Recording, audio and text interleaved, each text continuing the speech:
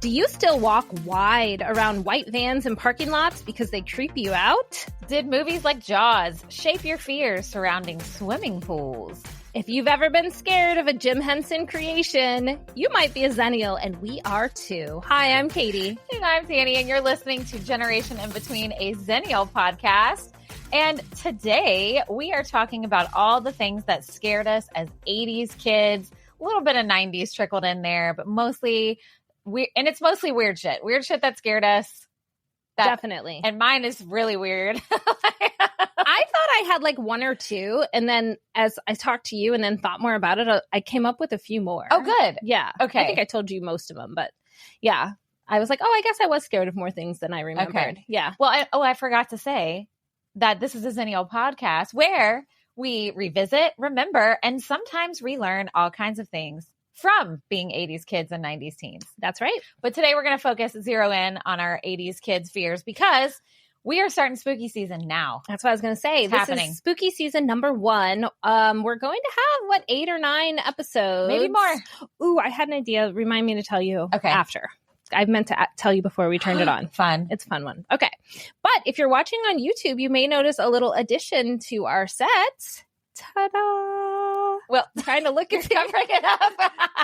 I don't know. This is awkward. But anyway, yes, we have our little on-air sign all lit up from our friend Jen. One of our Jens. And what makes it extra cool is she thrifted it. So, she didn't, go on Amazon. Not that there's anything wrong with that. And just, type it in. She was shopping in a thrift store. So, this is a thrifted on-air sign. So fun. Pretty exciting. And the only problem is we have to have it. Well, it fits perfectly right here. And it has to plug in because the backs where the battery goes is broke. And I messed with it for an hour trying to fix it. And it is beyond my capable skills, which are minimal.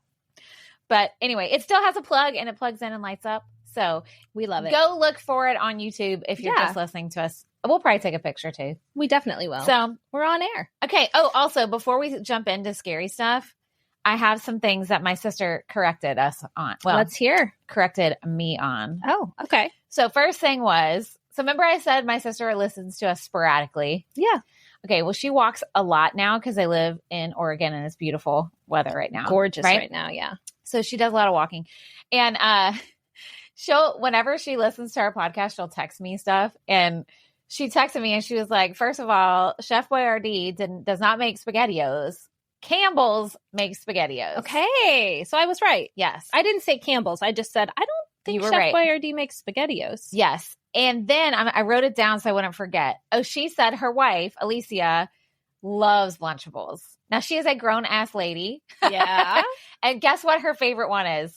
I told you this yesterday. It's the pizza one. The one that we blasted so hard. How? What does she like about it? Well, here's the thing. I love my sister-in-law. She's amazing. I love her very much. But my sister always says she has the palate of a kid. And so when they come visit, I'll be like, oh, does Alicia like this or that? And she's like, if your kids like it, Alicia will like it. I love that. So so then there are kids who like the pizza ones, I guess. Kids love them. Kids love them, yeah. But anyway, she still loves them. So there you go ahead, Alicia. And then she told me, she corrected my memory, and I'm glad she did. So she was in on the bologna weird thing that I made in the microwave. Okay. But she said we used to make them in the toaster oven. Okay. And we realized it took too long. So then we started making them in the microwave. So you got more efficient. And technically, I think that is fried bologna. It's like a take on fried bologna, which you usually make in a pan. So we didn't invent it. That's just... Yeah. So I thought we invented it, but it's not. It's not. Okay. So you're frying your bologna. It was too slow on the stove. It was originally in a toaster oven. Then it went to toaster oven from stove. To the microwave. The main important ingredient, though, was the Tony Chachere's Cajun seasoning. I'm sure I've had it. If you've had anything I will need to it's in there. Get some and use it at my house. They got it at Publix. It sounds delicious. They got it at the Publix. Sounds good to me. Yeah. Was that it? Did she have more? There was something else, but we'll get into it when we start talking about the fears. Sounds good. So I still think you have a few more fears than me.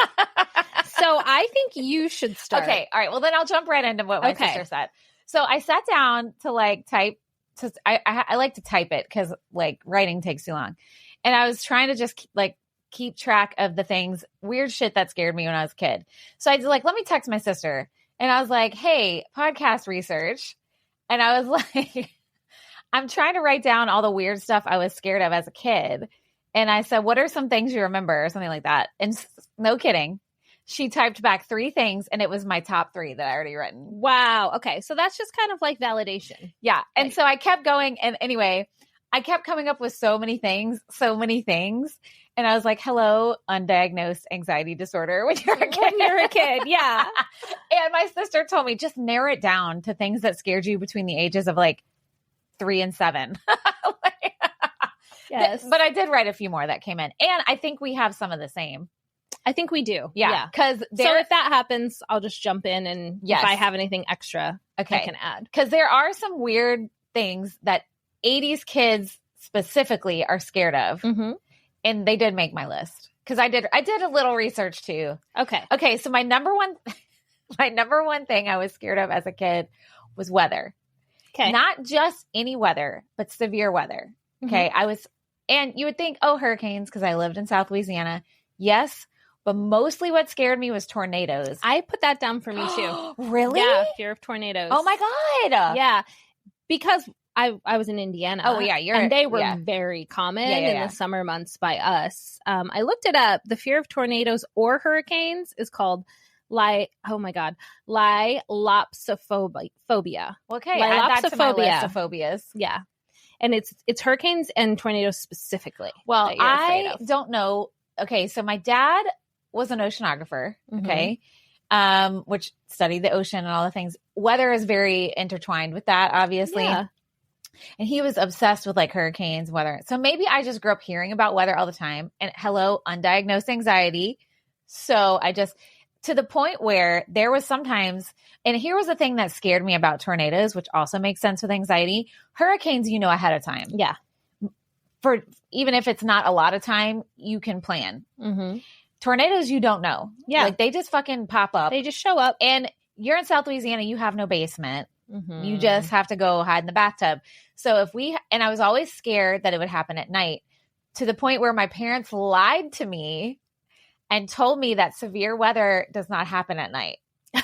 Literally, my sister can back me up on this. They literally told me that because I would not sleep. Oh. But what I would do sometimes was I would go in the bathtub with a blanket and pillow. To be ready. Uh-huh. You were ready. Literally. I didn't go that far, but I also would have trouble sleeping, particularly in the summer, and only if there was like a bad storm already going on. Yeah. Like if it was really bad, or I knew we were under a tornado watch or something like that. Now, to be fair, I don't know if I should jinx myself. I've never seen a tornado. Oh, yeah? Like in person. Yeah. Right. So, I mean, the places I've lived and everything, I've never seen one. But I think what made it worse, and I think my parents were trying to make it better, but they both had a couple stories of tornadoes. So they would tell us. And so like my mom was saying one time she was washing dishes as a kid and it was bad weather and she looked up and she saw it like coming toward their house. I've had nightmares like that. And so they all ran to the basement and you know, and tornadoes and it like went up in the air before it got there or whatever. But so I would just, and same thing, it was always stories of being surprised by it, kind of like you said. So I would just be constant high alert if it was bad weather or if like the sky was quote unquote green. Oh, yes. Right. Yes. Like, you know, all the signs. And you know, we lived in the Midwest as adults, as I was an adult. Yeah. And tornado sirens went off all the time. Oh, yeah. Because y'all had them too. Yeah, absolutely. We didn't have those in South Louisiana. That wasn't a thing because there's nowhere to, you're screwed. So it's like, here it comes. I hated that because it took me living there for about a year and a half before I realized you don't have to run to the basement every time it goes off. Every time you hear it. Yeah. And then the second time we lived in the Midwest, we didn't have a basement. We lived on base.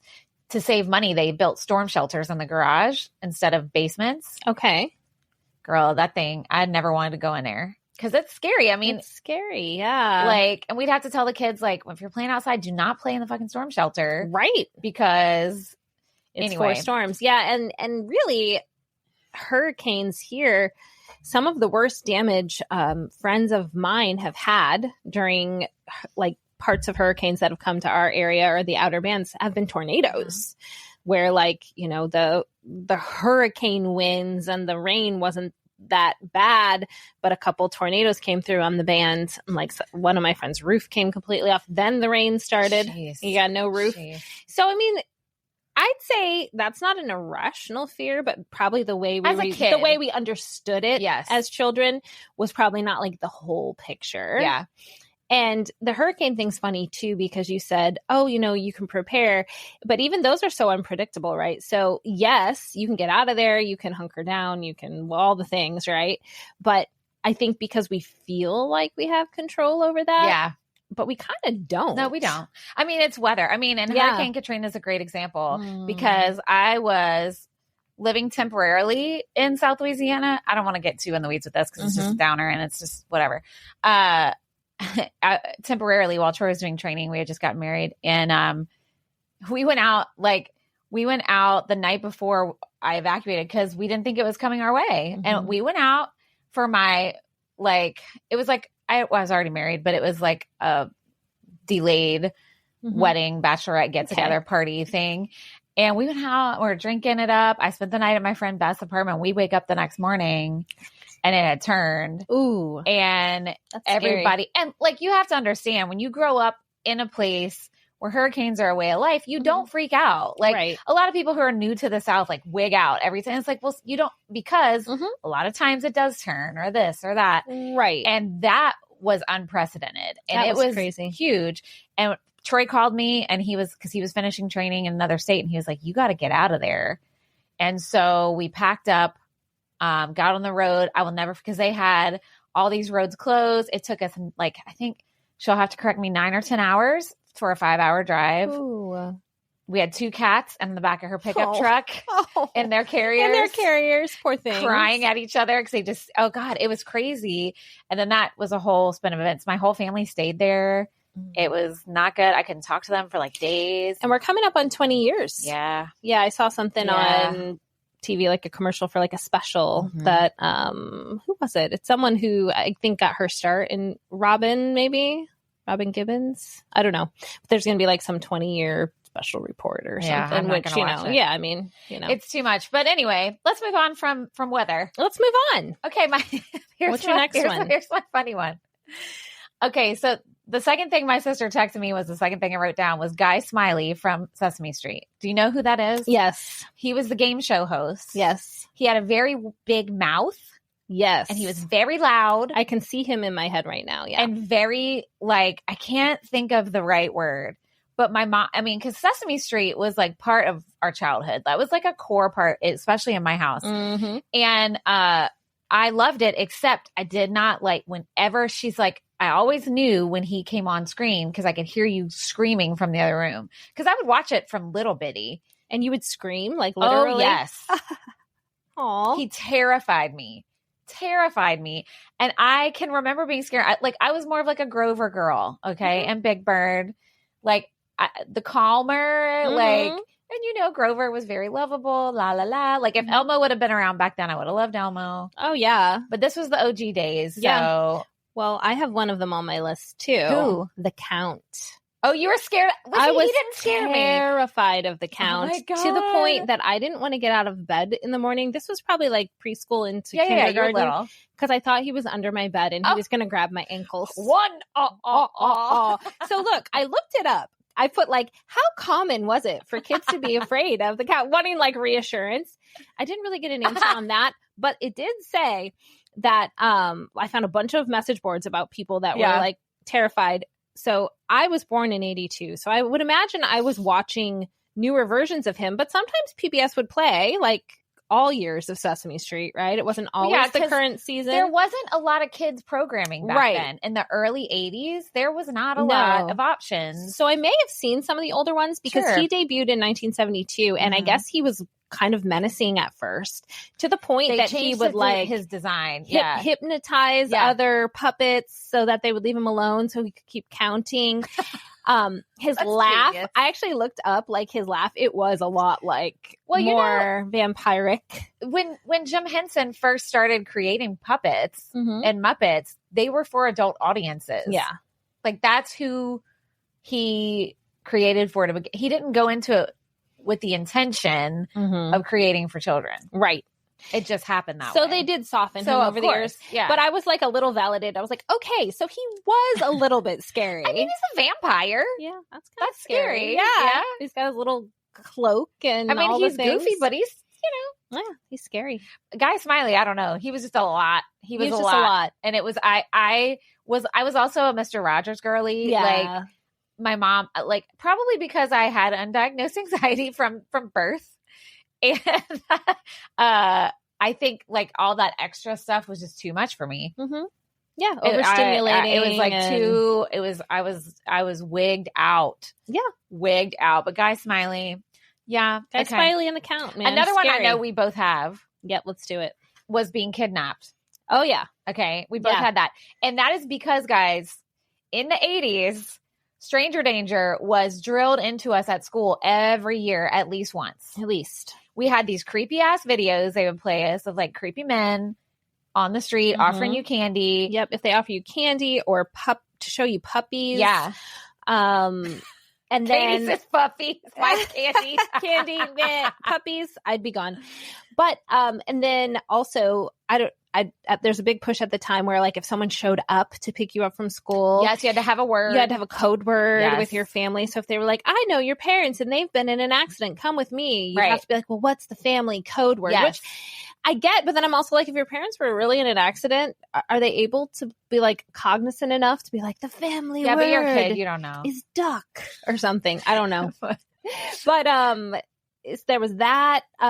Knowing now from true crime that I listen to, it's interesting because the stranger danger cases from the era, like 70s into the 80s and on, do have elements of that. I know. Someone lying about a puppy or candy or some other thing like, oh, I want to show you this in my house really quick. Yeah. Or, oh, let me give you a ride. Like, remember, I'm your neighbor and I know your mom's Carol or whatever. So, I mean, it made sense. Well, I think it's too because there was a lot more media coverage at the time. Like, it was getting to be more widespread knowledge of kidnappings and things that you thought it was more frequent than it was. Right. It's something like, and I meant to write this down, but I kind of know just from like knowing this stuff, it's less than 1% even back then. Right. But you just were more aware kidnappings. Yeah. Now, that is still 1% or less. Still like terrible. It's still however many, like, and obviously can end very tragically, but you know, you're more in danger from people you know. And like, we weren't having a lot of great conversations about that yet. Which I know there's been like studies and talks and all the things about that, about how we were kind of, there wasn't enough being taught to us as kids at that time about people, you know, being quote unquote the bad guys. Absolutely. Whether that's teachers, coaches, family members, neighbors, even other kids, right? In abusive situations. I think we have a better conversation points about that now. And I know something that's kind of morphed a little, like we were just talking about the candy and the puppies and the code word. I know like when my kids were smaller, a big thing that was pushed was tell your kids not to like help adults, meaning like if you're riding your bike home from school and an adult's like, hey, hi there, can you give me directions to whatever? Or, hey, my dog ran away. Like, to tell them, and I would, because my kids, all of them at one point or another have ridden bikes regularly to and from school. Adults will not ask kids for help. Right. When the first time I heard that, I was like I was an adult. The first time I heard that, I was like, yeah, that's a great point. That's true. And that even if they really do need your help, I just told my kids, just ignore. Yeah. Just keep riding. Worst thing, they'll be like, that kid's a shit, you know? Oh well. Too bad. Find your own dog. You're a safe shit. So. Or find the CVS on your phone, like, or whatever. You have a phone now. So like. Yeah. So that was something I always told them, like, you know, because of course you want your kids to be respectful of other people, not just adults, but people. But I was like, look, if you're by yourself or even with your friends and somebody you don't know, an adult is asking you a question, just keep on riding, keep on walking. Don't even worry about being polite. But yeah, that one, and it's not, I wouldn't say that's another one that's not irrational because it does happen. But like you said, it seemed like it was more common than it was. And like, I still can remember those videos because I remember my sister will back me up on this too. Like and they would always know the day that it would be shown at school because I'd come home terrified and I went through this obsession. Again, undiagnosed problems here. That's a trauma laugh, everybody. She doesn't really think I don't this is really funny think it's funny. It's all. like a trauma laugh because that's how I handle things. So I would come home and like obsessively lock doors and windows. Like I would go check every I did that too. single I window. still do that. I do too, Yeah. to the point. But now I feel like it's different because you're protecting a whole house of people. That's true. And when you're a child, you shouldn't have to worry about that. Right. Anyway, my parents like to leave windows open when it was nice out, like even at night, right? Like, Yeah. because we had these huge oak trees and it would just be nice to have fresh air, but I would wait till they went to bed and I'd go around and close them all. Because they were like ground level. Yeah. Someone could get in, but it was someone going to try to get in? Probably not. Well, still. But I couldn't sleep until everything was like, no, ma'am. And when I lived in an apartment in Chicago with a baby, my oldest, there were a couple times just someone rubbed me the wrong way, like walking down the hall near my apartment or something. And I lived in an okay building, but it just freaked me out. And I'm standing there with my baby, like they see what apartment I'm going into. That, I mean, total fire hazard. But there were a few times I just pushed furniture in front of the door. I was on like the 9th floor, so I wasn't worried about someone like scaling the building. I was worried about someone trying to get in from the hall. 100%. And yeah, I would still do that. Yeah. Yeah. So valid. Look Anyway. at us. All right, I Strangers. have another silly one. Okay, let's hear. Because now I'm like, I'm sitting here as we're talking. I'm like, was this a bad idea for an episode? Because I feel like it's a downer. Like we're just like, that's okay. I've got one, especially that's gonna not funny, but it's okay. Interesting. I have some dumb shit coming up. Okay, I'm ready. So those were the first 3 that my sister texted me immediately. Okay. So, all right, this one I talked about before, but we're gonna revisit it because people may have missed it. They may have. So, or they might be new. This might be their first episode. So Calgon commercials in the 80s terrified me. I forgot about this one. For those of y'all, I don't remember what episode we talked about this on. It was something to do with it was jingles probably commercials or something like that. So in the 80s, Calgon was like a bath product line. They started this whole campaign where it was like these frazzled women, like either at work or as mostly frazzled moms. Mm-hmm. And you'd see them like cooking dinner or at work in a meeting, and they'd go look at the camera and go, Calgon, take me away. And then they'd show them in this like luxurious bath. Well, I guess I never made it to the point where they were in a bath because all I would hear was that and I would panic. Like, Calgon, take me away scared the shit out of me. Because as a kid, you just thought that they'd like disappeared. I don't know. I guess I just thought Calgon, take me away. I have no idea, but it scared me to death. I love it. And I was little. I was like a little kid. Mm-hmm. But and it was a running joke in my family forever. And sometimes my sister would say it to me just to scare me.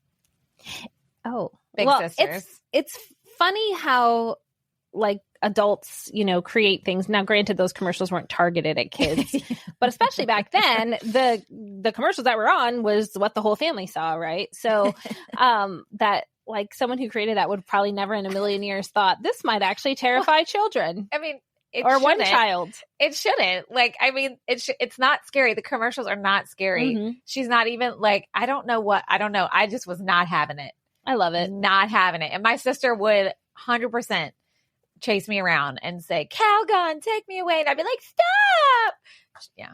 That's great. When you have a sister who's 7 years older, it happens. Mental torture happens. Okay. So here's my interesting one. Okay. I texted you part of this. So let me tell you what I remember, but then I will tell you Is this the one we accuracy. both agree on? No, this is a different one. Oh, okay. But I think I texted it to you briefly. I vividly remember watching the movie Look Who's Talking. Uh-huh. And there's a scene where she's in an apartment in New York or a big city, and a burglar is on her fire escape. Yeah. And they have like that little device that cuts the glass. Yeah. And they cut the glass and they reach their hand through and they unlock the window and they break in. Vividly remember that. Totally scared me like as a kid because it was the first time it occurred to me, oh my gosh, even if everything's locked, people can get in. Oh, yeah. And that like haunted me. Yeah. I'm like, how do I avoid this? So I went to look it up because I'm like, I'm going to rewatch it.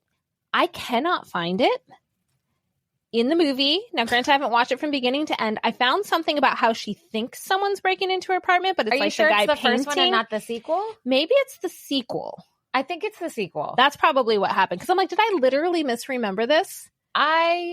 We probably should have figured that out. So it's probably Look Who's Talking Too. I bet it is. TOO 2? I think so. Okay. So I didn't imagine this. Unless it's another movie with these peeps in it. So I did find a reference to a 1981 movie called The Thief that had James Caan. And he does something like that. Like he had, and I found the clip of it, but it's not exactly the clip I remember in my brain. And yeah, he has like a suction cup circle glass cutter. I mean, and gets I think that was in lots of movies because I don't remember that, but I remember that being in things. And I found something on it how it's just like a Hollywood myth. Do you want me to look it up right now? Look it up real quick. Okay. But whether it was in that movie or not, I just remember having this, again, not irrational, but this like fear of like, this realization you can have all these things like on your windows and doors and I don't know, all these kind of safeguards and still not. I don't see anything, Katie. Yeah. Did we both misremember this? I mean, I don't remember it at all. I was just saying maybe it was he's talking to. I mean, I remember seeing that in things. So it could have been in a different movie. I'll look more into it, but I thought I was going to Google it and find the scene and watch it. Like that's how vividly I remember it being part of that movie. That doesn't mean it's not there. Yeah. I guess maybe I just need to watch both movies. It says there's an apartment fire scene. That's not what I'm really thinking of. Weird. Listeners, if you know off the top of your head, let us know. We're spending way too much time. Yeah, we are. It's okay. We're going to move on. But the main point of that, other than like sometimes we do misremember things, was that realization that you're never like really safe, as safe as you make yourself feel, and that it's all just these little things we put in place. But like, yikes. That's scary. This is a very downer episode. Okay, we're going to move on. But I also have some other things that are not uncommon. So clowns, which is still a prevailing fear for me. I hate them. Do not ever come up in my face dressed like a clown. I was a clown as a child. Girl, I know. You sent me that picture. What is that? I know. No, ma'am. I don't know when this started for me, but it was definitely solidified when I saw the OG It miniseries where Tim Curry is Pennywise. Of course. How could you not? I looked it up, and that came out in 1990. So it wasn't in the 80s, but I was 10, and I 100% watched it when it came on because my mom was a huge Stephen King fan, and I wasn't, like, I was kind of allowed to watch stuff. Like, there wasn't really, plus, that was in the time where, you know, it wasn't common to have TVs in multiple locations in the house yet. So if it was on in the living room, I could hear it, and if I zoomed through, I could see it. Yeah. So that's a great point too. It's kind of like whatever your parents were watching, you were watching. Yeah. Even if you weren't sitting there watching it, you could hear it. You kind of pick up on what was going on. Yeah. When you went through the room or anywhere in the house. Yeah. That's clowns is, a lot of people are scared of clowns. Clowns is really common. I mean, clowns make sense because it's a human form. Yeah. But like not like any real human you've ever seen. Yeah. And you also, don't really know who's under there. I think I remember hearing about John Wayne Gacy. Yeah. Who also birthday party clown. Yeah. So it's like this illusion of silliness and innocence when underneath it's like pure evil and terrifying. Yeah. No, I get that one. I didn't write that one down because I wasn't and I'm not that scared of clowns, but I understand. Yeah, because you were one. You were part of the clown I was.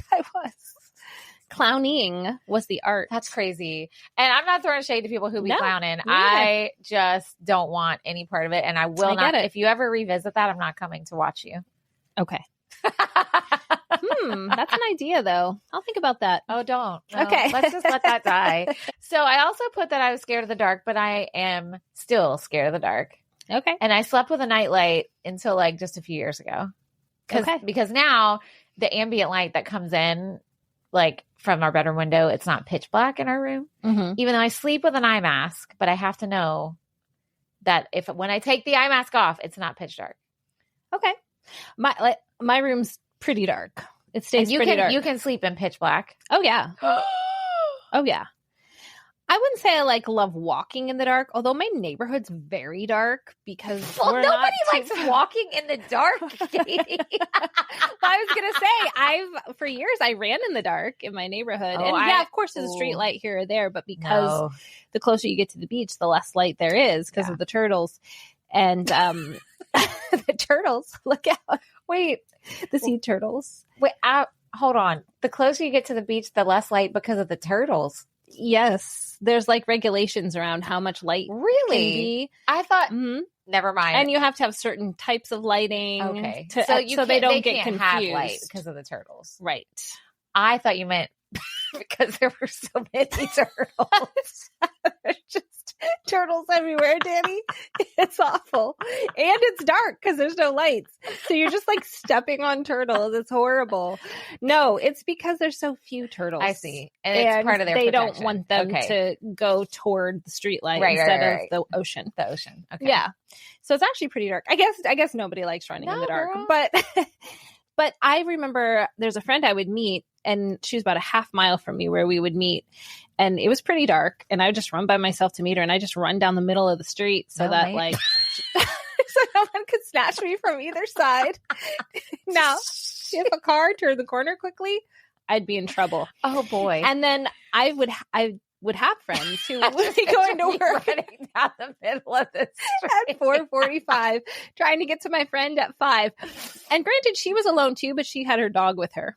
So I felt like I need to get to where the dog could hear me scream so he could like pull toward me and she'd know something was wrong. And then a few people saw me. And I mean, I guess this isn't like, I don't know if they saw me running in the middle of the street because it was very dark, but like just in general out running without any lights on or anything. And they'd be like, you should really wear lights. And I'm like, I would rather people not know that I'm out there running and like run in the dark than like wear lighting. That's like, hey, look at this woman. Look at this woman all lit up. I know. Look, as a woman, there aren't good options. I know. You're right. But the last thing I need is somebody driving by and being like, oh, that bright light of a person going by is a woman running alone. Yeah. I only ran when I used to run a lot for races.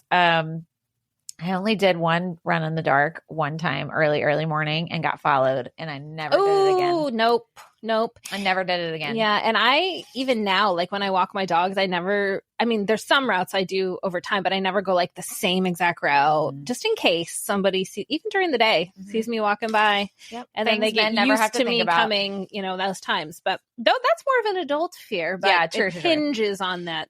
What else do you have on your list? So I wrote down Thriller song and video.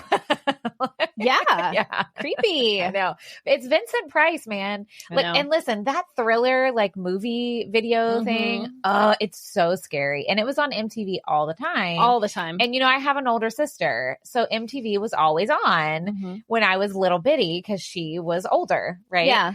And man, I remember it, like I would listen to my clock radio at night before I'd go to sleep, like just the regular radio. And if Thriller came on, I would panic and turn it off. Wow. Because I did not want to get to the part with Vincent Price. Yeah. I mean, I guess I wasn't as freaked out about that one only because I was the oldest kid and my parents didn't let us watch MTV. True. So I think by the time I was even like, obviously just in pop culture, I'd heard the song. Yeah. But I think the first time I like watched the video, I was definitely like 16 or 17. Wow. Yeah. When they were like playing it during Halloween or something. And I was like, oh, wow, this is awesome. Because by then I could like, and by then it was like a little not scary compared to the things you had I had already seen. Yeah. Yeah, no, it scared the shit out of me. Then this one we did talk about. Okay. So I wrote Sharks in Pools. Yep. That's me. That is an 80s kids legit thing. Yes. That's one I looked up that apparently is very common. All right. I want to hear what you looked up. So there's an actual name for being afraid of sharks in pools. It's called galeophobia. Gale? Like from Dawson's Creek. Yes. Mom? And I had just gotten done watching Dawson's when I saw that. I was like, why don't they just call it like sharkophobia? So then if you're just afraid of sharks on like a wider scale. It's called sharkophobia? No, it's called salacophobia. Why? I mean, I'm sure they stand for something. Just call it what it is. Darkophobia. Sharkophobia. Tornadophobia. Guys, smiley-ophobia. Hurricane-ophobia. Puppet phobia. Puppet phobia. I love that. So galeophobia is an irrational and persistent fear of sharks, which can extend to swimming pools, even though, listen to this little tidbit that I learned, even though sharks cannot survive in chlorinated water. Did you know that? I was like, Thank you, research. So 51% of Americans are scared of sharks, not necessarily in pools. Valid. And 38% of people avoid water because of them. I get it. Yeah. I mean, they're scary. But yeah, I would. And so you were just talking about the dark. I still won't go out to my backyard, even if I have we have little bistro lights on when it's dark and swim. Oh yeah, I will not swim in my pool. That's partly Don't you have lights in your pool though? We do. Too, but I still worry there's, I don't know, something fell in it or something I can't see. And if a leaf touched me and it was dark, I would freak out and think it was something else. So I still won't. But I remember going to the YMCA. Now my dad is a swimming and diving coach and has been for 30 or 40 years. An amazing swimmer and diver. And so of course all of us were in swim lessons, and we lived by Lake Michigan. So it was good to make sure we could swim, and for people who had pools. And I don't know, I used to be totally fine. And I don't know if I saw Jaws, which is a big contributor to people our age being afraid of sharks literally everywhere, but even swimming pools, or what I saw. But I would just be swimming a lap and I would be convinced a shark was coming out of the grate. The drain. That's where we thought they were coming. Yes. And it was going to chase me. 100%. Terrified. I looked this up too, and there's all kinds of funny videos and memes about this. Really? Yes. Because it's a lot of people are worried about this. Yeah. It's super common around for Xennials and Gen Xers. It's wild. I don't know if millennials. I'm not sure. I don't know. Probably. Is it Jaws specific, or I don't know. So I feel maybe there's an urban legend at some point in time with a shark in a pool. Maybe. I was also scared of snakes coming up through the toilet. Me too. But that really can happen. That can happen. I remember being at Girl Scout camp. Stop, it happened. Not to me, but they had the outhouses. And someone saw one coming out of one. Because, those are just holes in the ground, basically. See, this is why I don't do outside stuff, guys. That was terrifying. It's a snake just crawled out of the toilet. Oh, my God. I know. Okay. So this is, speaking of movies, we're going to do a rewatch of this. Not during Halloween season. Another time. Mm-hmm. And this movie scared the shit out of me. This is also a very common scary movie for kids, even though it's not made as a scary movie. Okay. And it is Return to Oz. Okay. And you've never seen I've never seen this one. So this was actually a Disney movie. Wow. And it was rated PG, but I'm telling you, it has horror vibes. It is dark fantasy. Dang. Dorothy goes back to Oz and it's destroyed because there's this evil witch that's just ruined everything. Oh my gosh. And it is... If you just go, Fairuza Balk it plays Dorothy. Okay. You know who that is from, she was in The Craft. Oh. She played the really evil one. Yes. Nancy. I know exactly who that is. Okay. So anyways, that thing, I remember seeing it in the theater. It came out in 1985, 86. But there are these things called wheelers that were these people who had these super long arms, and they had razor blade, circle, what are those, circle saws, in a circle saw. Okay. That was their hand. Oh my God. Girl. They were called wheelers. They were so scary. And if anybody out there is our age and has seen this movie, they know what the wheelers are, and they're so scary. So we're going to rewatch that. Okay. That's just a preview one day, but that movie scared the shit out of me.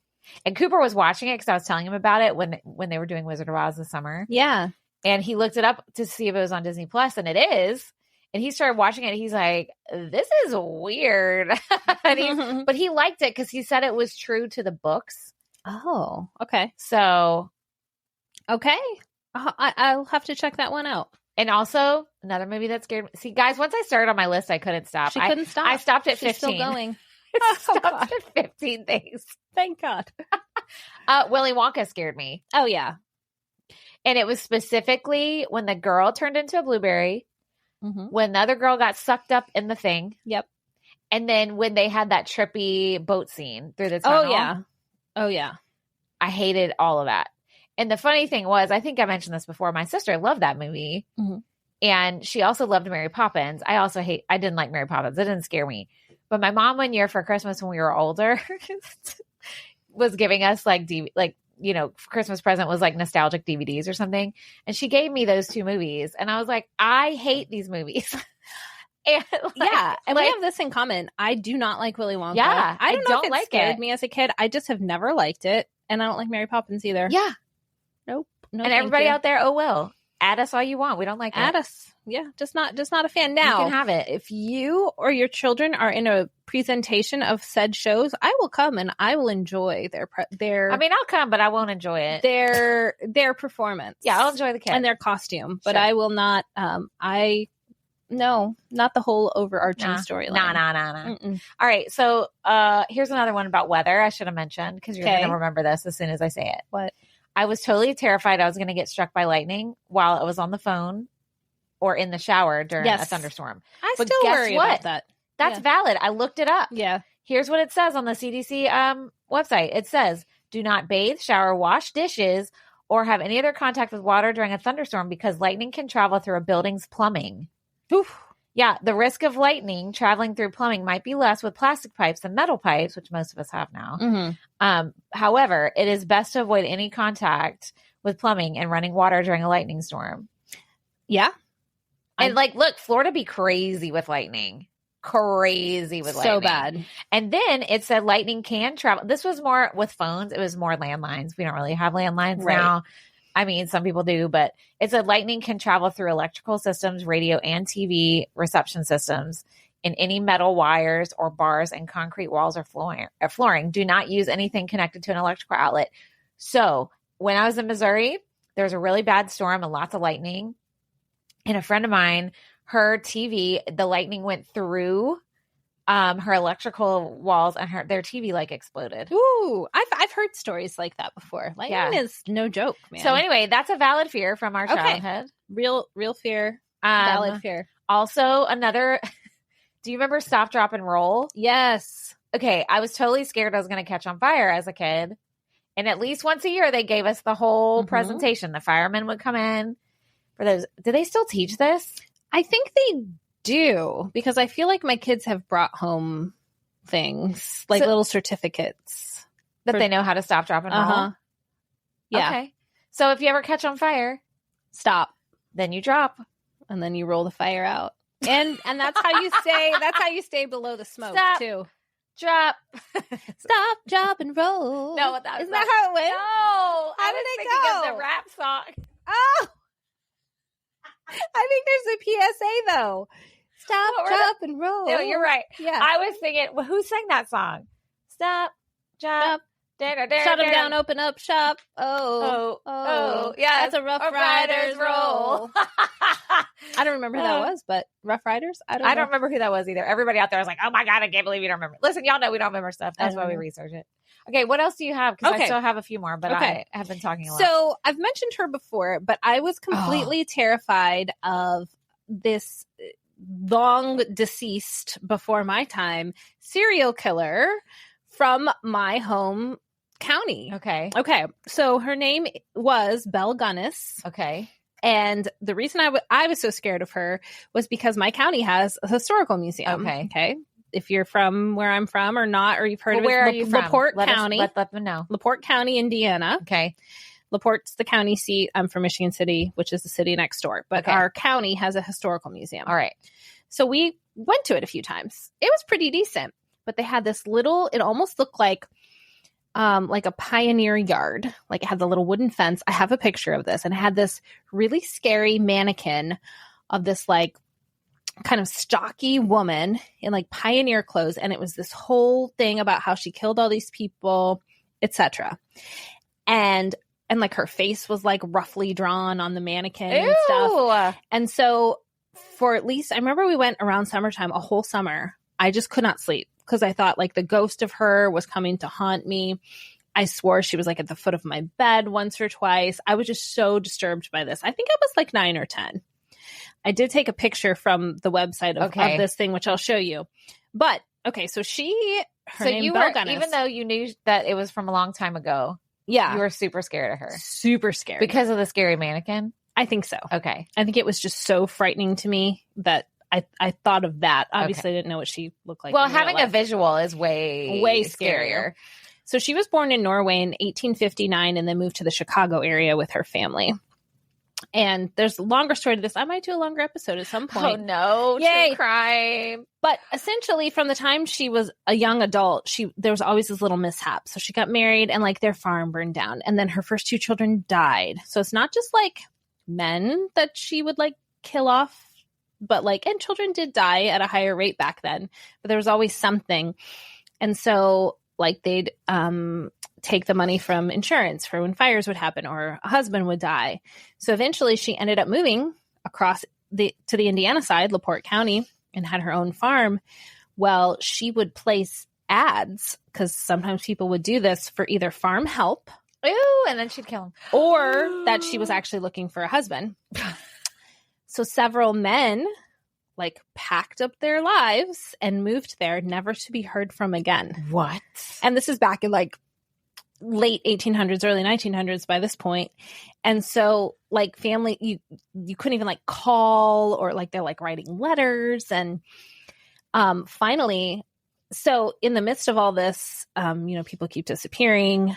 She's having more children. Her children are dying, all this crazy stuff. One of the brothers of one of the guys who disappeared shows up. His name was Andrew, and is asking about the brother. The next day or the day after that, her whole farm goes up in flames. So they come to like fight the fire and everything. Can't find her or the children. They find all the bodies inside. In the house? Yes. And it's like her and the kids, but her body had no head. Like, this is historical fact. Well, how did it come off? No, they've never found it. Which is so there's all these cut legends. off your own head. Exactly. So that's kind of weird, right?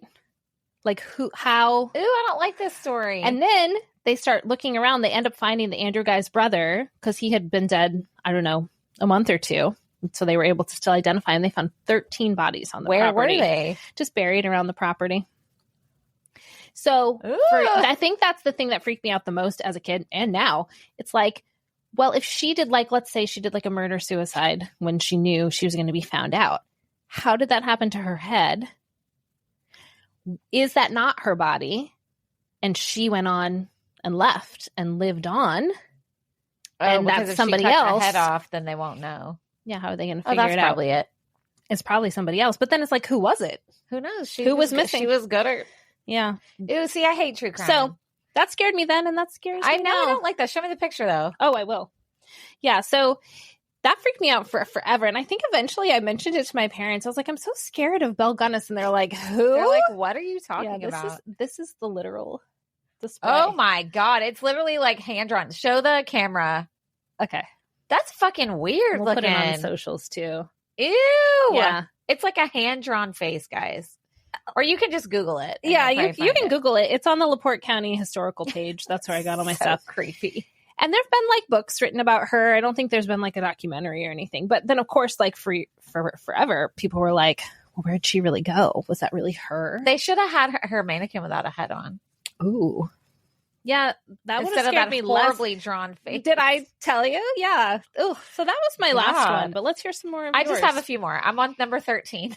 13. Let's go. This was also a common 80s kid fear. It was quicksand. Oh, yeah. Right? Oh, yeah. Which sounds so stupid. Like, where in the world but listen, it was because during the 80s, quicksand was prevalent in all kind of movies and TV shows and cartoons. Mm-hmm. For some reason, that was a trope that we just magically started using. Quicksand everywhere. And of course, we're all scarred by, by Neverending Story. Yep. That's what I was going to say. And Princess Bride had quicksand. And didn't Indiana Jones have quicksand? At least one of them, I think, did. I think so. Yeah. But it was all over the place. And it was in video games, lots of video games of the era, too. Yes. So anyway, I mean, obviously, it was not frequently... Not a very common thing that was going to happen to you. Okay, I also had this fear, and this is part of why I'm scared of the dark, was something grabbing me from under the bed, like you were scared of the count. The count. I still, at night, I did it last night. I went to the bathroom in the middle of the night, and I run to the bed and jump on it. It's real fun to be married to me. Nobody can grab your ankles. Yes! Yeah, I'm telling you. I swear, like, it is, and that's also been in a lot of movies. Even Kill Bill. Kill Bill? Yeah, where the ankles, right? Well, so listen to what my stepbrother used to do to my stepsister. This is a story that makes me laugh, but it's also so mean. Siblings can be so mean. So he would go and hide under her bed for like hours. Okay, he's older, 2 years older, and wait. And she would go to bed before him, and he would hide under there and wait till she started to fall asleep, and he would shake the bed and go, Beth. Swear. What? Uh-huh. That's commitment. I know. And then she'd bit. run out crying, and then they'd go in there and be like, Brandon, get out. Yeah. Super Brandon. mean. Anyway, my last one, which I've talked about before, kind of goes along with kidnapping, but I was terrified of being abducted by aliens. I was never scared of that one, and I'm surprised I wasn't, because pop culture back then too, like, and even things like Unsolved Mysteries and all that, like, talked about alien abductions all the time. Look, okay, so my mom was super into horror, but she also loved sci-fi. Mm-hmm. My mom also was an adamant believer in aliens. Okay, like, you know, she was convinced they were out there somewhere. Mm-hmm. And so we had, like, my mom was a big reader too, so we had tons of books. And remember, I brought up the movie Fire in the Sky? Yeah. Okay. So that movie, we should rewatch that. Oh, it's so scary. That movie was based on a book that this guy wrote about his supposed real life alien abduction. Mm-hmm. And he wrote it in the 70s. I'm pretty sure we had that book in my house, and I'm pretty sure I read it before I needed to. The movie didn't come out until the 90s. I think it was like 95 or something like that. I could be wrong. I didn't write it down. But I'm pretty sure I read it as a kid. Oh my.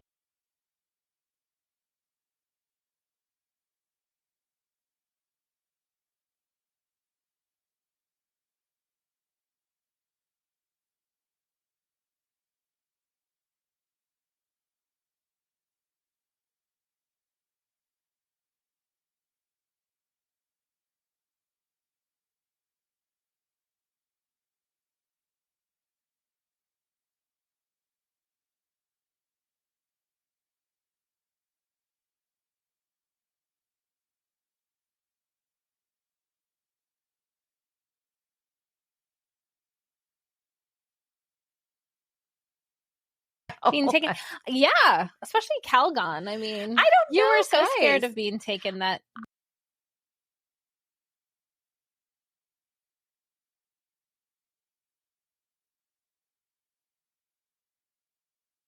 We have to cut it off somewhere. Yeah, It's like, I mean, it's everything you said makes sense though, developmentally, like, because kids like things like The Dark. That's like kids have been afraid of that forever. A lot of it was probably grounded in the cultural stuff. 100%. Too.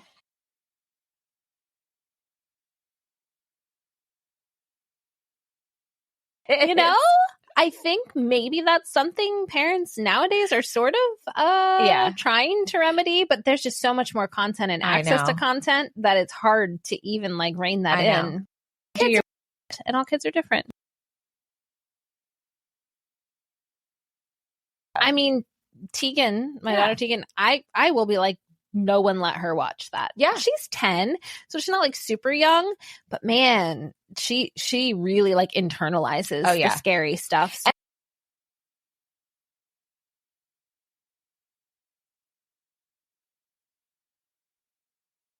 Sucks. Mm-hmm. Yeah, I mean, every person's different, but I would imagine there's a connection between those things, right? Because you can imagine what you can't see or what you don't know. Right. And sometimes the imagination of those things is worse than the reality. Or you could imagine that like it's common to be abducted by a stranger or an alien or whatever when it's not, or to fall into quicksand, you know, but like it's your brain, because you're so smart and because it's like always thinking of the next thing. Well, I think those go hand in hand. See? Mm-hmm. Yes, you can. Tegan's been having Brant and I do math. She plays school with us, so we've been doing worksheets. My kid. But him and I kind of do math different ways. So like I'll do like where I'm carrying the numbers and stuff and like write it all out, and he'll just stare at it until his head calculates it, and then he'll write it down. Weird, right? Yeah. Nah. And it stinks because like I'll do all that work and I'll be off by like a digit or something, and he'll like get them all right. Oh yeah. And she'll be like, Mom, you got 2 wrong. And I'm like, Yeah. oh, I guess I put a 1 instead of a 2 or whatever. But yeah, it's kind of wild. And then one day she brought us some and I just pulled my phone out just to be funny and started using the calculator. I got like halfway through the problems before she's like, Mom, are you cheating? She has us do readings, like reading passages. Then you answer critical thinking questions. She started writing the passages herself now. It's cute. So she had one about her and our neighbor who they're like best friends, and it was all about them. And then it was like, who was your favorite character and why? But it's literally about her and our neighbor kid. One of them mentioned there was like one other name mentioned in there, so I put that name. And she was like, really funny. Excuse me. And she's like, this is wrong. I'm like, how can your favorite character be wrong? So I'll play along because I like to see like how she's coming up with this stuff. That's cute. It's cute, but also she'll try to do it like 9:00 at night, and I'm like, no, hit me up at 4 a.m., girl. I cannot be trying to read this critical passage right now.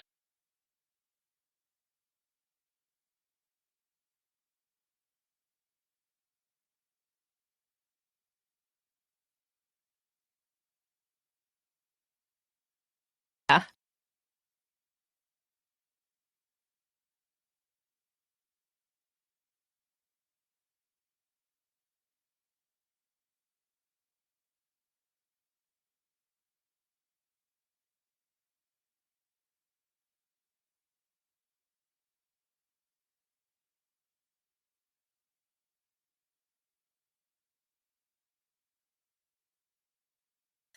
Some of those adult ones are really complicated.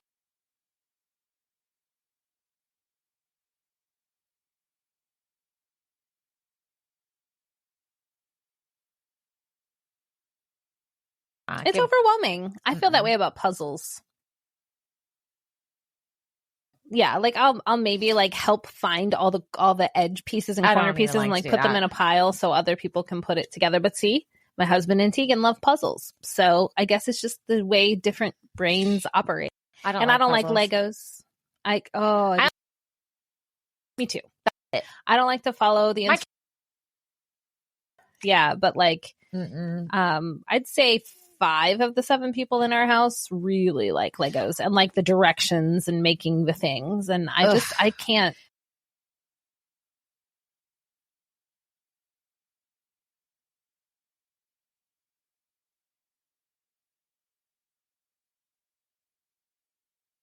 Yeah, that makes sense.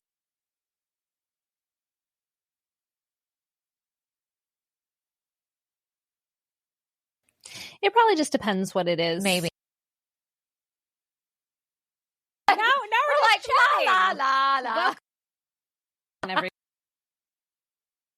Oh yes, hello, we're back.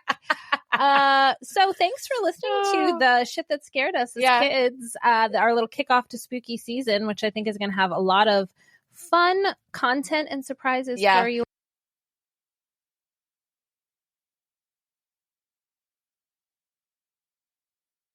Sharks in pools. I want to know. And the count. Someone back me there. I don't know if anyone will back you up on guys. Okay. But let us know. Yeah, sounds good. All right. And be sure to tune in soon to our finale of Dawson's Creek. Oh. It's getting its own like on weekly standalone. Release. Weekly release. So don't miss that. And leave us a review wherever you're listening. Comment, share with your friends. And we'll see you next time on Generation in Between, a Xennial Podcast. Woohoo! Bye!